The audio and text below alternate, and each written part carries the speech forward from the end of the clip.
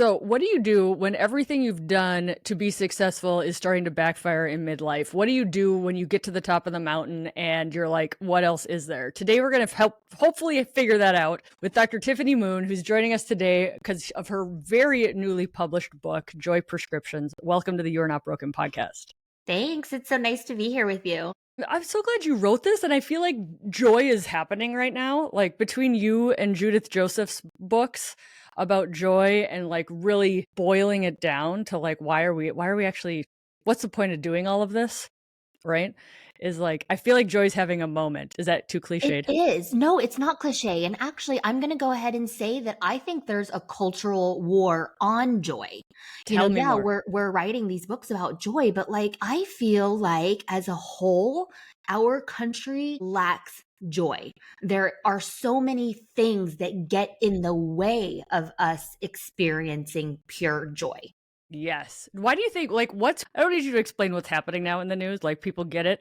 But, like, why now? We've got 5 years out from the pandemic, right? The economy was going pretty good. It's a little rockier now. But, like, have you thought of, like, why is now joy being something people are like, yeah, we need to talk about this? I think the pervasiveness of social media keeps everyone in a cycle of compare and despair. It Yeah. keeps you thinking that everyone is on vacation, celebrating a milestone, in love, publishing a book, getting a promotion, and you're like, what the fuck am I doing wrong? Do we cuss on this podcast? Yeah. Do you Well, have one yes, of we those do. e-signs? Oh, okay. It's a sign of joy. Okay. Yeah. There was a study that people who cuss like have a higher IQ. I'm going to go with that. Obviously. Like, paid for by the people who swear, but we're not complaining. Doesn't matter. Yeah. I think, in my book, I wrote that happiness equals reality minus expectations. And everyone's expectations are so damn high for a multitude of reasons. And then reality doesn't measure up and your joy goes down. I mean, it's a simple math equation, really. And the only part of that equation that you can really control is the expectations piece, because reality is going to be what it's going to be. The country is in shambles. There was another mass shooting. It's like, oh my God, you know what I mean? I don't even want to turn on the news anymore. Yeah. And then the brain, when it's stressed, at least like our brains, the analytic brains, were like, if we can solve for everything, if we can control it, if we can have a plan, it helps us feel safe, but it literally is all consuming then. And then like, that's not where joy lives. Yes, exactly. And I mean, 5, 6, 7 years ago, I was quite frankly very joyless. I was going through life on autopilot. I was working full time as an academic anesthesiologist, running clinical trials, head of resident recruitment, interviewing everyone, making our rank order list every February and hoping that I wasn't shattering any dreams. Had a resident OD on fentanyl, die, had to look his parents in the face and tell them that their son was trached and pegged and had no, probability of practicing anesthesia. He went on hospice and ended up passing. And I had twin toddlers and they brought me a lot of joy, but also they didn't. I love my children. I love my husband, but I would come home after working 10, 12 hours in the operating room and was potty training my toddlers and teaching them that biting is not a form of communication that we tolerate in this household. And I was just like, what the fuck? What the fuck? Like, I have worked so hard my entire life. I sacrificed so much. I was 23 when I graduated from medical school, like AOA, best residency program. And I just thought that when I got to the top of this mountain, there would be a pot of gold for me and like confetti and champagne. And people would be like, you did it. You're amazing. You're our hero. And it wasn't like that. Yeah, it's just another Tuesday, right? I know. And then I got resentful. I got angry. I was like, oh, I should have taken a semester off and studied abroad. I should have had a one night stand. I should have, all these things that people talk about. I barely have any like a life. college memories. Yes. Yeah. Actually, making the connections and having moments of laughter and connection. But me, my head was in the books all the time. How do you think I got to, graduate from 23? That didn't just happen. Right. Sacrificed so much. And then you get to the top of the mountain, you look around and you're like, this it? Shit. Yeah. I think the other thing is the time is now for doctors to become more real, because it's killing us not to. And it's too bad that it had to come to that. It's really bad. And your book helps explain it. People don't understand, like, they just see you as this expert in the pre-op area, and like everything that you sacrifice to be that expert in that moment comes crashing down for a lot of people. You did a statistic in your book that 30% of female physicians leave full-time medicine by 6 years. And it's like, it's probably higher, but like, that's absolutely true. We were Some of spending those go part-time, some of them leave medicine entirely. And you have to wonder, to get to where we are and then go part-time or quit altogether, like, we are not broken, as Yeah. the name of your Yeah. podcast. The system is broken. They make it quite untenable for a woman to work full-time who has children. I mean, you can do it, but it's going to suck your soul. Yeah, I mean, it's this crazy paradox too, because it's like med school costs the same no matter how long you're going to be a doctor for.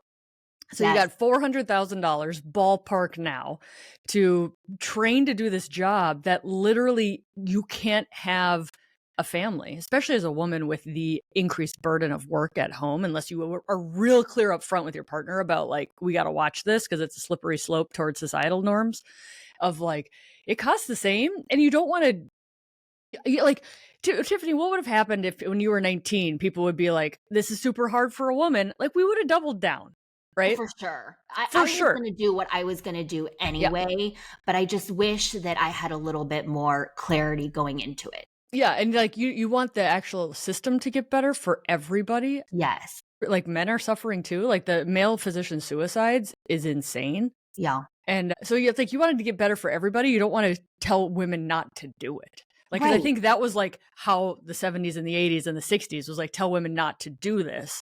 And now we're like, well, women are doing it, but the system's so inhospitable to humanity that you're like, at some point you get enough self-realization. I can speak for myself, but I want to know your journey too. You get enough self-actualization and realization to be like, I don't choose that anymore.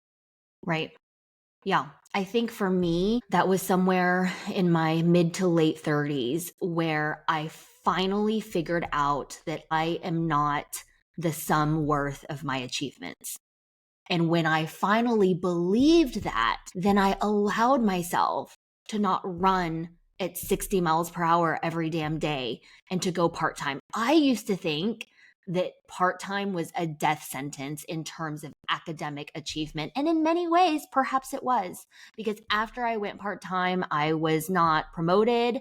I was denied promotion actually because I was part-time. Like, I actually have a paper that says that I could post like online. you don't get the ladder anymore. The ladder's for these people to climb. Yeah. Exactly. Yeah. So it's crazy. I just one day decided that I was worth more than just clocking into the operating room every day. I got to the point where, like, I was already kind of transitioning to the second part of my career, but I was like 2 a.m, scoping in a radiated prostate, difficult Foley, 0 people helping me in the ER. So the ER calls for my help. I show up at 2 a.m, 0 help. This guy's like desatting. He's sick, right? You got to get the Foley in. And it was like, this is not worth it. And like, I have the skills to do it, but this part of my life is no longer worth it for me. And it was like, it was such a dramatic thing of like, oh my God, I get to choose to not choose this anymore. Fantastic. Yeah. Yeah. You took a burnout test, and I was reading that because I'm like putting myself in your shoes the whole time. And I'm like, how did you not think that burnout test was bullshit? I mean, I did think it was bullshit. That's why I never took one. I never took one before. But then for whatever reason, it was like You're a like, Zoom. I like to take tests. I do like to take quizzes, back when we were 16 and you take those Cosmo quizzes. Yeah. Yeah, and I kind of was surprised by it because I don't know, burnout's such a buzzword these days, but I really used to believe that it was a cop out. I honestly used to think that if you said you were burned out, then that just means you weren't a hard enough worker. Yeah, you're weak. Or you sucked and you just couldn't cut it, and that was your excuse to not rise to the top. Like it's so weird how your mindset changes. Yes. Thank God for maturity and coaching. Yes. I mean, I think burnout, like, for a long time, that was the individual's problem that they had. Like, that was your genetic predisposition to burnout and blah, blah, blah. And now we're like, no, that's a systems problem. These are just the humans within a system that dehumanizes you and hurts you. I want to see data on the amount of female physicians with autoimmune diseases. Mm. And because of infertility, actually. and infertility. Yeah, I mean, I'm not gonna blame the sevoflurane for my infertility issues that I had that I talk about in the book, but, like, just the cortisol levels, I'm taking overnight trauma call, then doing a liver transplant, we do inhaled induction sometimes, there's gas, going everywhere. It's just I don't have statistics on this, but I think the incidence of fertility is higher in women physicians than the general population. And not just because 'cause they're older. By the No, time they, well, like, finish they that finish because there's that. certainly that contributes, right? Because Right. we were, You in delay. residency, whatever, and we delay childbearing because we were busy. I certainly think that contributes, but I think there's something else too. Were you aware? Because like, I'm more aware of it now, but I'm wondering with your journey, like, how long it actually took you to, like, be okay with not being busy? Because our busyness is a coping mechanism so that we don't actually have to do the work of, like, being alone with ourselves and, like, figuring out what you actually want. But, like, how long did it take you to actually be okay with not being busy, and do you still struggle with that? Oh, every day. Yeah. I mean, how long I was like, present moment. I mean, really, it started seeping into my brain maybe around the age of 35, kind of like, and now I'm in my 40s, but I still struggle with it. Some days I'm like, oh, I need to do something, and I'm like, wait a minute, no, I don't. And I also have two little girls looking at everything that I do. Do as I say, not as I do does not work. Your children see the behavior that you model and pick it up consciously or subconsciously. And I don't want my girls to grow up feeling that they have to be busy all the time or that they're equal to their achievements. So I'm always praising my kids for being kind and curious and creative. When I was a young girl, if I brought home a 96 on a math test, the question from my parents would be like, what did you get wrong? What did you miss? Why did you only get a 96? Oh my God, you missed that question. That's such an easy question. Let's do 5 pages of it so you never miss that question again. My kids come home now with a 96, which they don't even get grades half the time. And I try not to praise the reward, Yeah. I mean, the outcome. Yeah. I try to praise the effort. And I saw you studying last night, doing your flashcards. I'm so proud of you. But sometimes I'm still like, oh, you got 100. Great job. And I'm like, Yeah. oh, I'm not supposed to praise the 100 shit. Yeah, yeah. Um, Well, it's so ingrained, and you don't when it's so, like, subconscious, right, that you're doing that, it's hard to watch it in the moment. My daughter brought home a 96 yesterday, and I was like, "Okay, great." She actually brought home a math test, and she didn't do or no, it wasn't a test, it was a worksheet, and she didn't do the second half, and we're like, "Why didn't she do the second half?" And she's like, "Well, it's too hard." And we're like, "Okay, well, that's not really something we do in our family, like, we try to figure stuff out, we ask for help, how can we work through it," right? So, my husband has a master's in physics from Stanford, like, the dude can math, and he's like, "This is an unsolvable math problem in 3rd grade." And so then I'm like he's like, "Here, you try it." And I'm like, "Why are you giving this to me? I didn't go to Stanford for physics," right? And so I type it into ChatGTP, and it's like A touches B, it's like a logic thing and all the blah. So I type it into ChatGTP and finally get the problem right in ChatGTP, and ChatGTP is like, "This is an unsolvable math problem."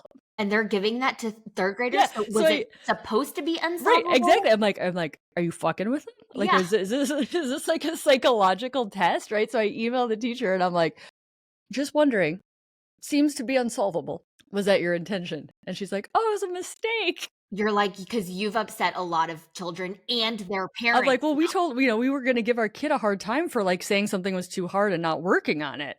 Right? And so I'm telling somebody this whole story, and he was very kind, and he's like, "Kelly, that was a nice example of good parenting, of, like, you were engaged, you were trying to help out, you followed up with the teacher, like, you were just, like, hard on her for not finishing her math homework, like, you're actually engaged." And I was like, "Yeah, but they're sending unsolvable math problems home Yeah. Maybe we accidentally." need to rework the Yeah, curriculum so there a it little. was very funny to be like, "Okay, how are the parents gonna, like, process this one?" I wonder if other parents emailed too, or if you were the only one. I know, I'm super curious, I but try not to be that yeah, parent I that's try just not to be always like, emailing, like, "There was a mistake in the homework." "Anybody else as hands-on as us, or just anybody else type this into ChatGTP, or just me?" Okay, are we worried that the children are using ChatGPT to solve things and, like, write emails and communicate? Because I'm already worried. I have 21-year-old stepchildren and then my Yeah. 10-year-old twins. I'm kinda worried because they use ChatGPT for everything, and I'm like, "What about your brain?" Right? I know. ChatGPT, the emails that come from me that I've filtered through ChatGPT are a better version of me. That's for sure. Like Okay, yeah, me too. I mean, I like, I'm a very short sentence declarative me surgeon too. in my emails, and people Me are too. like, "Whoa, whoa, whoa," and I'm like, "I don't have time." I would prefer you email me like that. Like, I hate how Thank you. You're my verbose people. ChatGPT is. And I always tell mine because I've trained my GPT now and I call it like Tiffany's voice. That's like the name of my custom GPT that I made. I fed it the PDF of my book and now it writes like me. Yeah, And it's nice. succinct and it's like kind of funny. We'll throw in like a pun in there or Mhm. something ironic. So, I mean, I'm guilty of using AI as much as the next person, but I got to be 40 years old before I used it. And I'm just worried that these 20 something year olds that are using it are not going to have developed the skills that you and I developed because they have this crutch. I mean, I Gen don't X, know. yeah, we're really unique because we were like, we toggled on, right? Like we lived off and then we toggled on. And so we're like, that's a very unique generation that, because our kids and the 20-year-olds, like they're just on, right? They just have the ChatGPT to write the papers. And I do not have answers to everything except for I saw Bill Gates, a quote from Bill Gates last week. And he's like, this is going to replace doctors. It's going to replace teachers. It's going to replace all these things. And I'm like, and relationships will become even more precious. And doctors who know how to communicate with people are going to become more precious. And it's like, it's going to be a great tool because doctors don't know everything and teachers don't know everything, but still like that, like podcasts will not go away. People love hearing people talk to each other. Yep. They're like, we love stories that cannot be replaced. But like rote memorization in med school, what's the Yeah. point?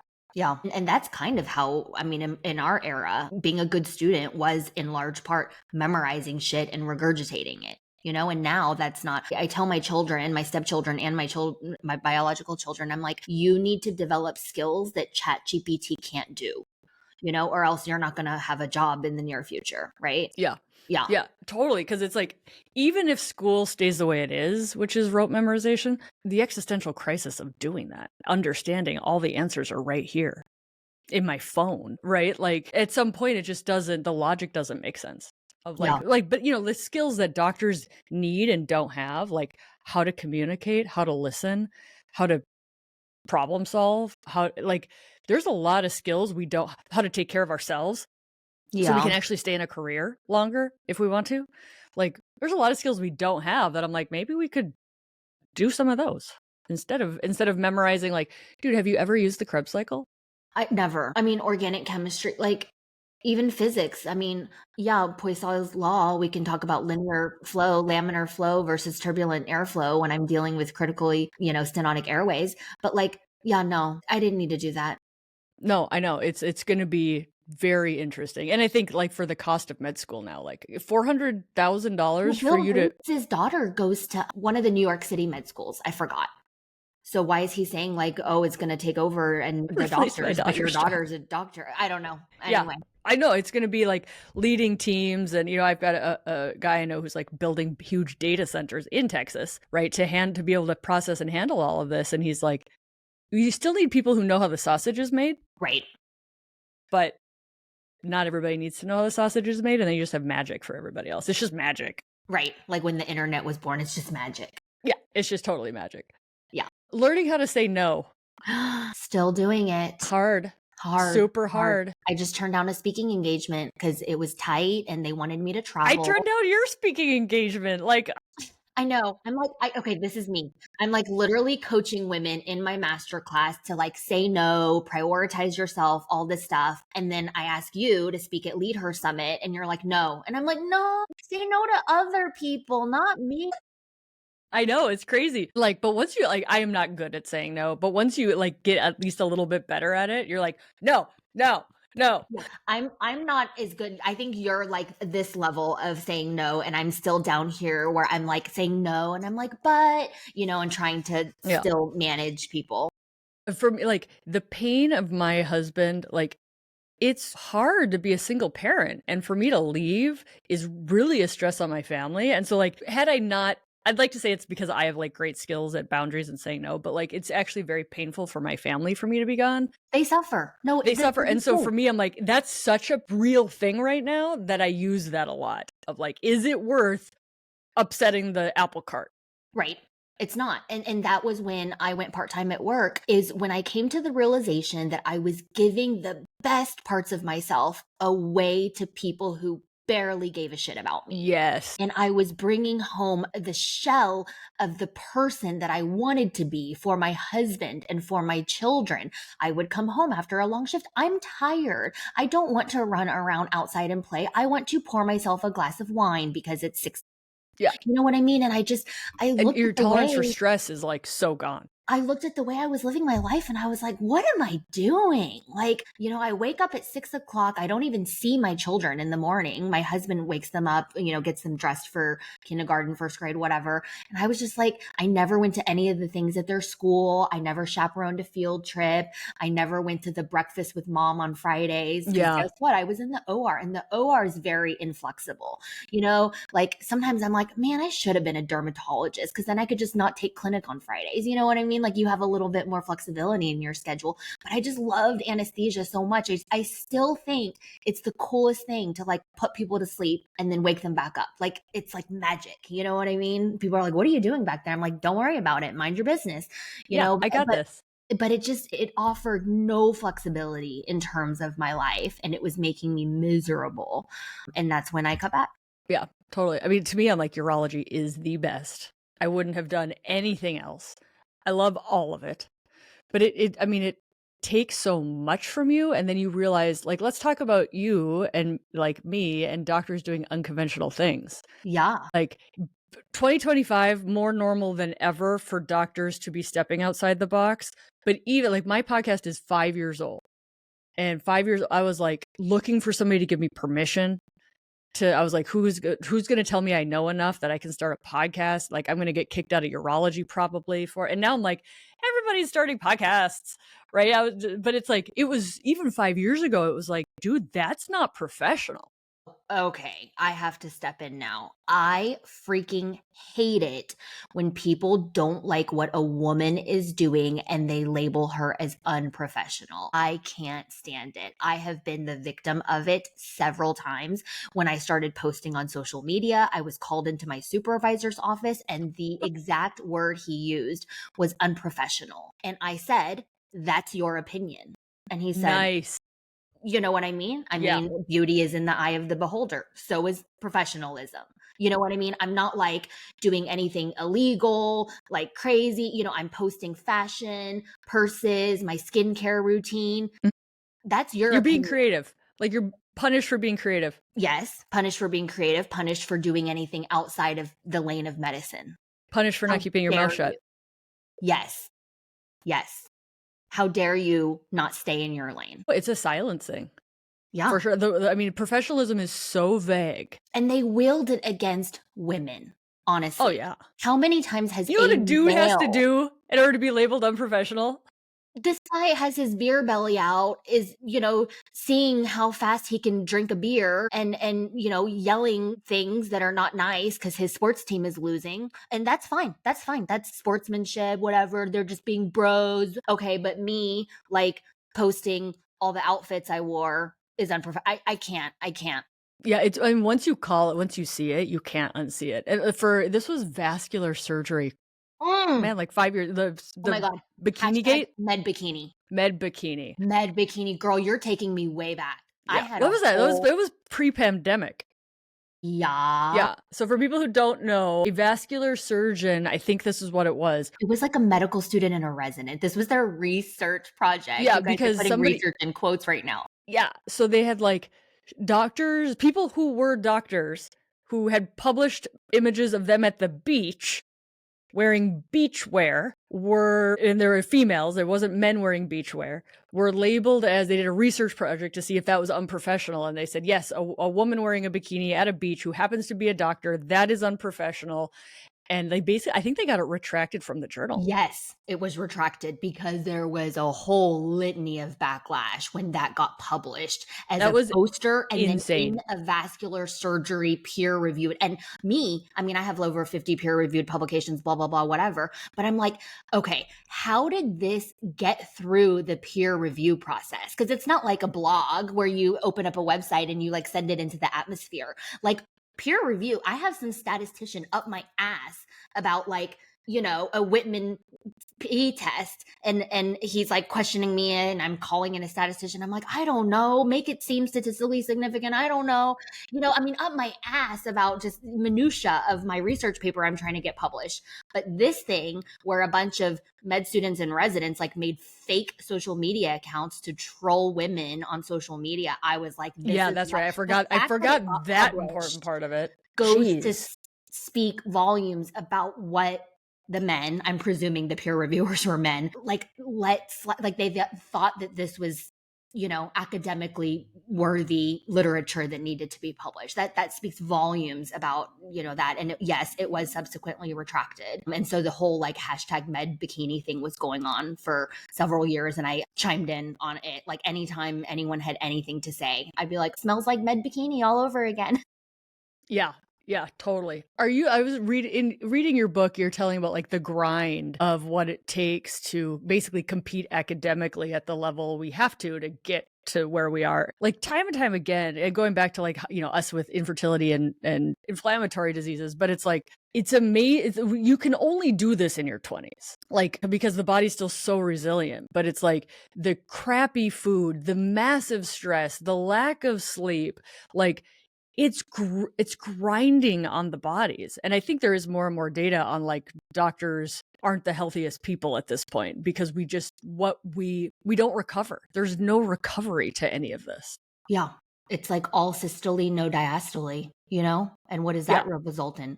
Heart failure. You totally. know, Oh, it's I'm crazy. completely obsessed with heart rate variability right now. Me too. And mine is so low. I think I'm gonna die, Kelly. I'm not even Stop shitting it. you. Kelly, this is some wild shit right now. What do you Look at got? this. Do you got the Whoop? What are you doing? I have Is an it the aura watch? ring. You have the Aura Ring. Okay, I got the Whoop. Good. Let's talk about this. Okay, I was one of the earliest adopters of Aura Ring. I got mine in 2020, and I was part of a multi-center trial in which healthcare workers wore the Aura Ring to see if the ring would be able to predict you being sick from COVID before you felt sick. It's the TEM Predict study. The main PI was from UCSF. I was the PI here at my institution. And we found that it can predict you being sick like an average of 24 hours before you feel sick. That's incredible. It's Yeah. incredible. It's so, I think it's so Wearable amazing. We've is, never been able to do that before. it's so cool. But Okay, my so what does it tell you about your heart rate variability? my shit is shaming me. Look at this shit. I'm going to die. Like, Which part's the heart rate? You got to give me a number. okay. Well, my sleep score was a 45. Oh, that's not, we got to get that up. I know. I speak Whoop though, so I don't want to interpret Okay, Aura my Ring heart through rate Whoop. variability is in the teens.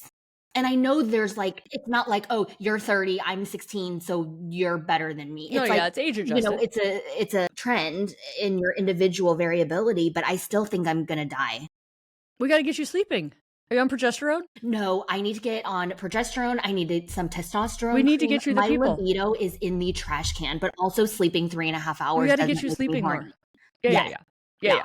No, so I was talking to the Whoop people, and because people track their meds, and I'm like, do this on and off progesterone, because they didn't know that progesterone helps sleep so much. And I'm like, dude, you can watch the REM sleep, like measure what progesterone's doing. That would be amazing data. So they were looking into it, and I was like, give one to me. I'll do 2 weeks on, 2 weeks off of progesterone. And then I got to I'm like, I don't want to do 2 weeks off progesterone for data. Okay, I need some. I'm definitely like perimenopausal, but I've always been irregular, weird cycles, infertility. I have PCOS. People don't think I do. I told somebody that I had PCOS, and they were like, "No, you don't." And I was like, "Excuse me, I didn't know. I didn't know you could tell by somebody's eye color and had access to my labs." And yeah, they're like, "Well, you're not fat or hairy." Thank you for noticing. Thank you. But to clarify for people listening, PCOS, like that's the stereotype, but that's not everybody. No.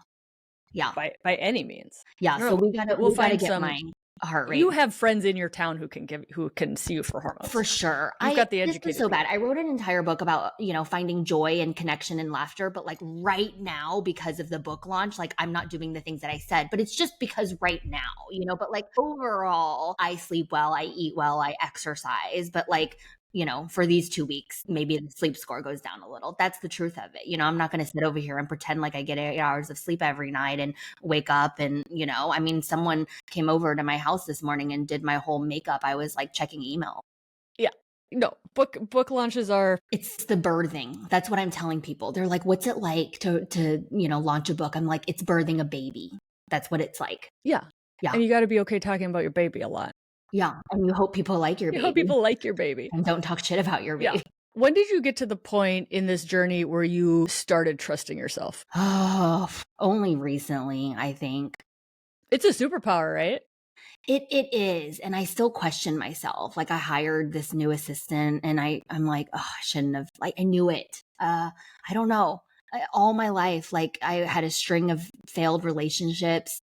I just never knew what I didn't trust my own intuition. I always was like, oh, well, he's got to be a doctor and he needs to be Chinese and and then I ended up marrying my husband who's not a doctor and not Chinese. Like, I don't know. I wouldn't trust my own intuition because I always thought that like my parents knew what was best for me or everyone else. Society knew what was better for you. Yeah, and I didn't ever listen to myself. I don't, you said when was your question? I think just recently, like 2-3 years ago. Yeah. It's like I am by no means an expert. I'm learning more and more, but I'm like, she knows. Like the you of you knows. We just spend so much time talking over her. Right. Or gaslighting her. Yes. And then she questions herself. Yeah. Well, I think so many women, I see it too. Women are socialized that other people are the expert. And so we defer a lot or we spend a ton of time being like, what are you on? What are you doing? What are blah, blah, blah, blah, blah, blah. What's she doing? Blah, blah. And it's like, dude, it's so much wasted time. Like gather some information, but that shouldn't be like the life plan of seeing what other people are doing because that's what you should do. Yeah, I love it. So I was thinking, you were talking about getting therapy and figuring it out, and I'm a huge proponent of both coaching and therapy. It changes your life for the better. But it's like you had 2 hits against accepting therapy, I think, maybe more. But like what does the Chinese culture think about therapy? When I told my mom that I was in therapy, she was like, what? She was like, you're paying someone to talk to you? She was like, you pay me, I talk to you. And I was like, no. I was like, no. And then because I have to talk about you. Yes. And then, anytime anything with my mom, she's like, how much you pay? I'm like, I bought her a sweater for Christmas. She opens it out of the box. She lifts it up. It's cashmere. She's like, hey, how much you pay? That's like literally the first question out of her mouth for anything. Okay. My therapist doesn't accept insurance. So I'm paying her like 200 something. And I told my mom the truth. She was bewildered that I was paying someone that amount of money for 50 minutes to talk to them. And I was like, it's changed my life. I've been able to understand the complicated feelings I had. My parents left me in China when I was 3 years old and I didn't come to America till I was 6. And I used to always have abandonment issues, but I didn't know that they were called abandonment issues. And then my first boyfriend, I'd always worry if he went out with his friends. And I just don't leave me.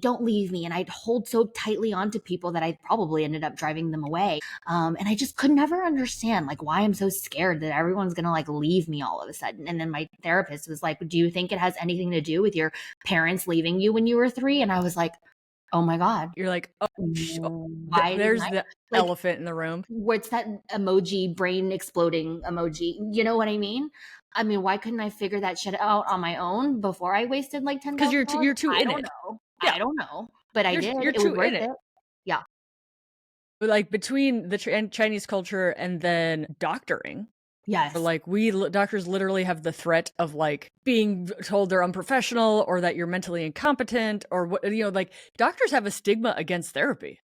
For sure. And then if you've ever received any mental health treatment or whatever, when you get licensed, there's a sort of vague question that you're like, should I answer yes or no to this? I had depression. I took an SSRI. Do I answer yes to this? And that's for your medical licensing. It's weird, why are you asking that? super messed up. Yeah, we don't need to be asking people that. Like, are you capable of practicing medicine? Do you have any activities that would preclude you from, practicing what? That's the question. But like, have you ever received treatment for mental health? Like, get rid of that question. That's ridiculous. But it's like everybody should be working on their mental health. And if you aren't seeking help, that's a problem. Right. If let's you flip it. answer no, Yeah, we're let's good. say Yeah. let's flip it completely. Yeah. I loved the way you spun Real Housewives of Dallas, and like I did not see what the benefit of this, like, you don't know how it benefited you until you've gone through it, and then you're like, that was kind of a transition for me for getting my life the way I want to live my life.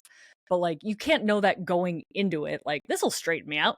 No, I thought that I would go on and make all these new girlfriends and get invited to like fashion shows and cool parties. This was like my rebellion of, having been a good girl my whole life. I did not know that I would become a spokesperson for anti AAPI hate. I did not think that I would be explaining racism to my castmates or what anti racism is. I got made fun of for setting an alarm at 9:30 p.m. on days that I had to be in the OR the next day. And they all made so much fun of me. They'd be like, oh, I hear the sound again.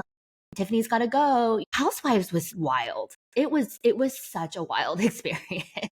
Like, it's got to be so crazy that like you understand it's not real, but it's It is real. You're real. living the life. So Yeah, it like is real. people are like, that shit's scripted, right? And I'm like, no, it's not. It's not scripted. Like, certainly they poke and prod you and the producers are whispering in your ear, but it is not scripted. Like, that's us being actually angry. But you poke the bear a lot and then you wait for it to have a reaction, Yeah. and that's good for ratings. And you feed the bear alcohol.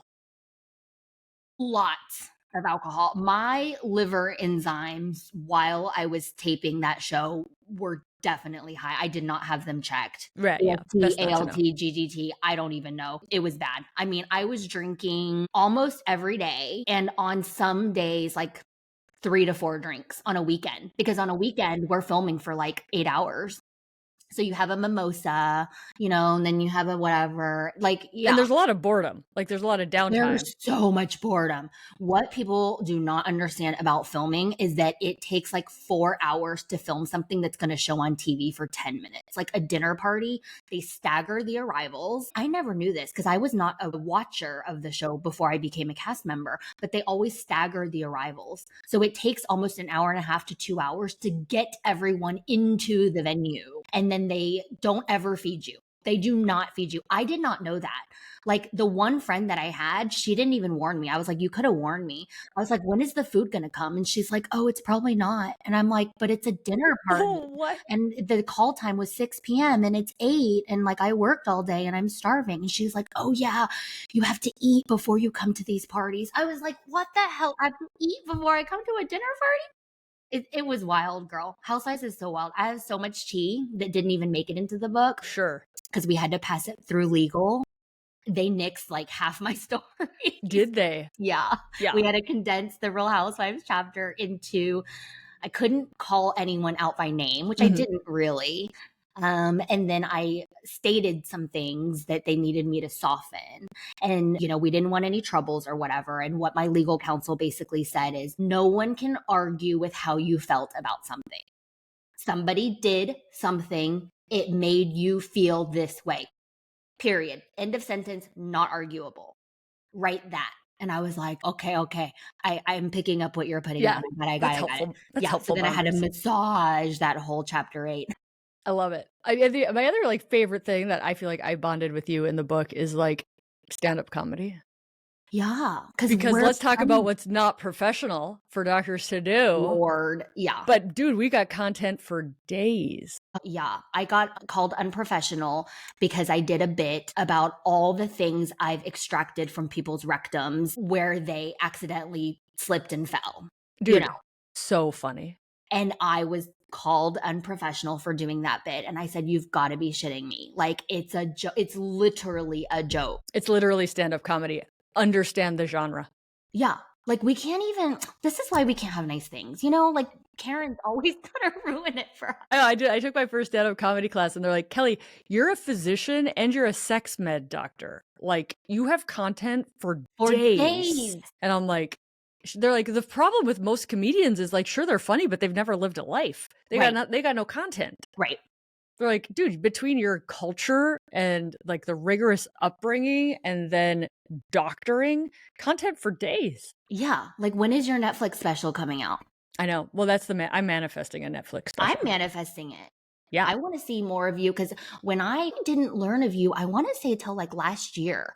I think I was talking about something and somebody was like, "Oh, you need to check out Kelly Casperson." I was like, "Who's that?" And then they sent me your Instagram and I was like, "I fucks with her. I like her." You know, like certain people, like you, like I just saw your page and I was like, I immediately want to be friends with this woman. Like, I get her. I just feel like we're kind of the same but different. I don't know. We're living like parallel lives, very different, but very parallel. And I think when you see somebody who is very comfortable with who they are, it's a very attractive thing, right? To be like, I want to be around kind of that person who's got it figured out and understands what they're on earth for. And like, there's a clarity there that's just like, let's hang out. Yeah. Yeah. And I see that with you. It's like, dude, this woman knows what she wants. She knows what she doesn't want. She's driven by herself at this point. And like, I think your book is such a beautiful example of how people might look. Like, you weren't fully formed. Like, you didn't become full. Like, this is a work in progress. And like, there's always work to do. But it's like, you know, the struggles are real. And I think some people assume like, oh, Tiffany, she's had it so easy. Like, she's never struggled. What do you've ever struggled about? And it's like, dude, the childhood trauma of this person, let alone the medical trauma, let alone the gender bias, like, the struggle is real, even though people might look like they have it all together. Yeah, and that's partially my fault. I get it. You look at the Instagram feed, it's like, my best hits. I definitely don't post when I look disheveled and, crazy and I'm having a bad day. Like, I post when somebody came to my house this morning and beat my face with a lot of makeup products. So I get it, but I do want people to know that, like, it's not as it all appears. I struggle just like everyone else. I have days where my sleep score is 45 and I'm hustling and, trying to do all the things. So I don't know. I think part of the book is I wanted to get real with people and get beyond what I could communicate in like a 60-second TikTok or reel. Yeah, I love it. I think this book is a gift to your daughters, whether you intended that or not. I think like, and I have daughters too. They might not appreciate this book for a while, but like at some point, like, it's so, here I am. This is me. This is who like, it's so beautiful. I can't wait for them to appreciate it. One of them read some. She kind of asked if she could read it, but I didn't actually think she would. And then, I'm doing stuff around the house and she comes up to me. She goes, "Mommy, what's infertility?" And I was like, "Where'd you hear that word?" I was like, "I'm going to kill somebody. I told you she shouldn't let her have the iPad." I'm looking at my husband, like giving him the stink eye. And she's like, "I read it in your book." And I was like, "What?" Because I had this advanced reader copy laying around for months and that I was like making content with.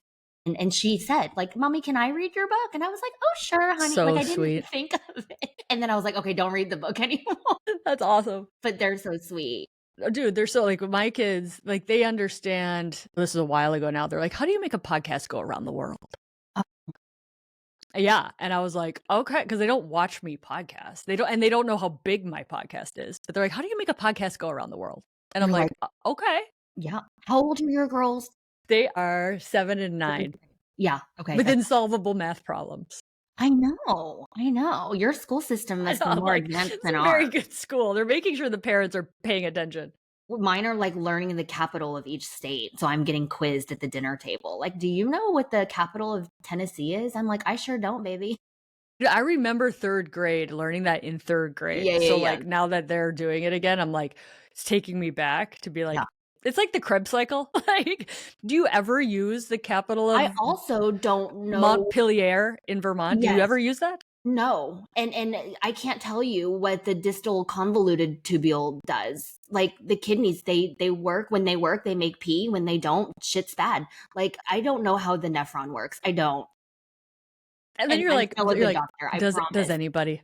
Well, the nephrologists do. The nephrologists are doing salt balancing equations and talking about dialysate. And I'm just like, okay, whatever. Is the patient going to be wet or dry? That's all I Right. need to know for my Yeah. anesthetic. Exactly. Do you need a Foley for this renal obstruction, or do you not need a Foley They for this still renal make obstruction? urine or no? They're anuric? Okay, cool. Yeah. Got it. I won't give too much fluids. Is this post-renal or pre-renal? It's probably pre-renal. I like those are like this is what the urologist needs to know. Renal, pre-renal, or post-renal. Yes. That's all we need to know.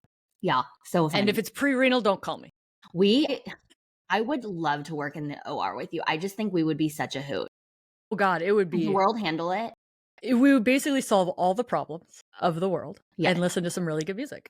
I Yes. have playlists.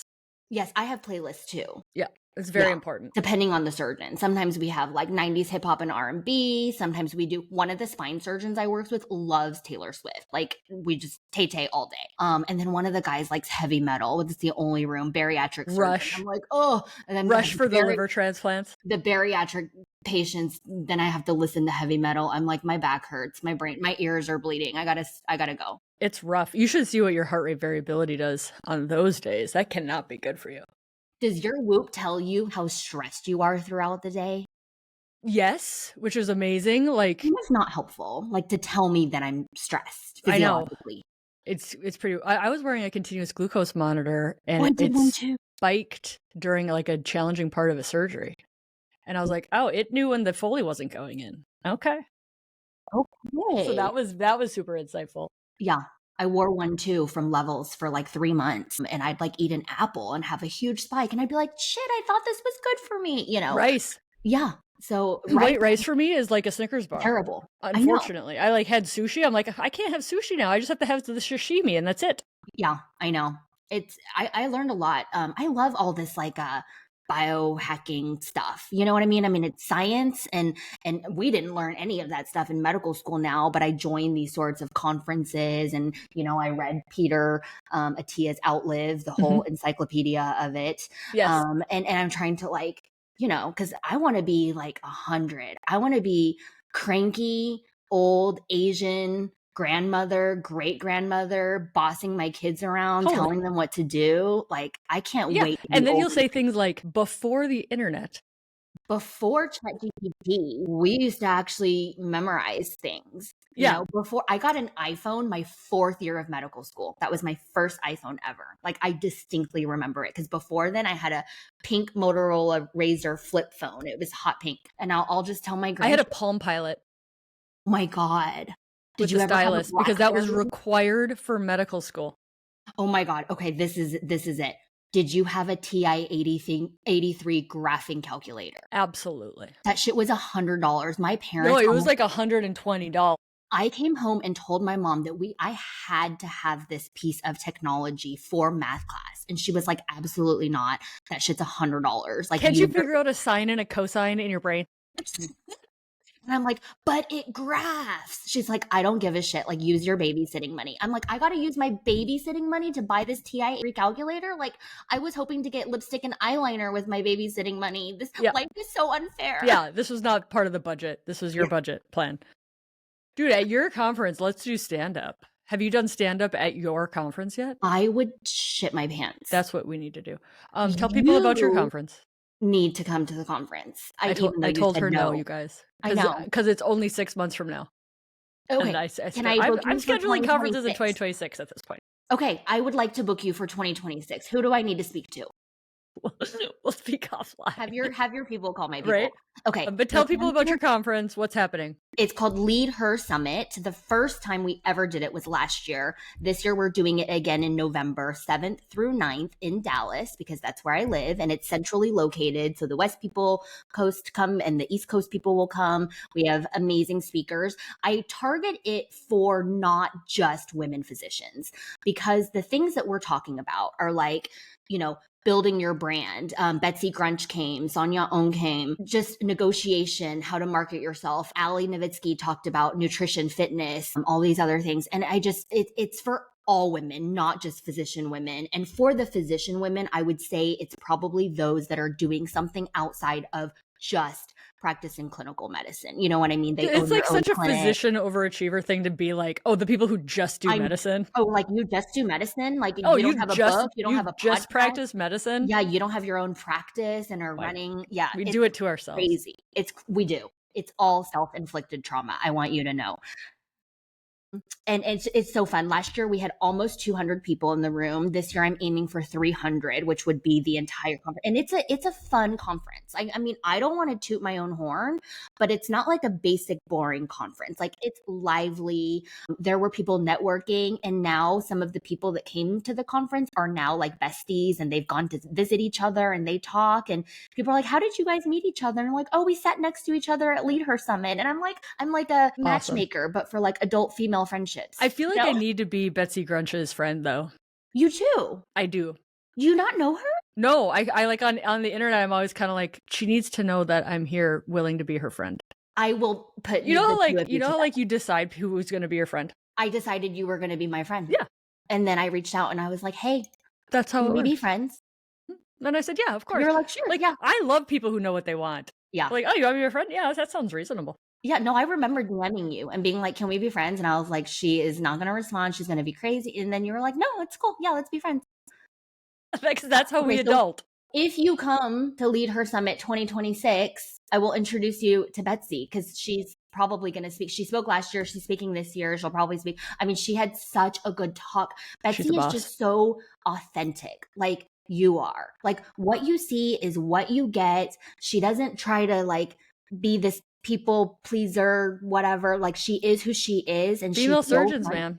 I know. They're good people I because know. they had to swim upstream so fucking hard. And me and her have the same taste in music, which is like the WAP. That's how we met. The first time we met, I had had a few cocktails and she and I were dancing. And then I don't know how this happened, but all of a sudden dollar bills were being thrown in the air like this. And we were dancing to the WAP. She can confirm this You're story. like, I'm not and making this up. now we're friends. And now I'm like, you meet certain people and you're just like, I fucks with her. That's it. Like, That's so good. That's so good. We'll wrap it up and we'll say Joy Prescriptions is out now. It's such a beautiful cover and it's such an incredible story of what got you here won't get you there. Yes. Rethinking. I mean, yeah, like I want to keep talking to you forever, but I can't. I gotta go do another podcast. But like, what got you successful isn't like you're gonna wear out. Also, can I add that the joy is in the journey? Because for years I believed that it would be waiting for me at the destination. And it wasn't, and I was pissed. So now I'm just enjoying the journey. When y'all see me and I'm just cracking up, laughing, asking new people to be friends, like, I'm honestly just living my best life, and I just want other women to do the same. That's it. It's so awesome. And you can't take yourself too seriously. Like, that's part of it, and like in finding this stand up and stuff is like the world's actually quite funny. And like being able to find that and enjoy it, it's really a present moment thing, which I think is like part of the spiritualness of this. Is like, this is actually ancient philosophy on like how to live a good life, is like present moment gratitude. And laughter. And laughter. Because if for one moment you and I can laugh at something, like that deep laughter, not a ha-ha chuckle, but like, oh my God, that's so freaking funny. You forget that we have differences, because the world is so divided these days. Like, you can't do anything without somebody getting their panties in a bunch. But if you can have a moment of pure laughter with someone about something, it feels unifying in a way. Totally. I love it. Thank you for coming on today. Thanks for having me. Totally. So fun. Until next time. Okay. Bye. Bye.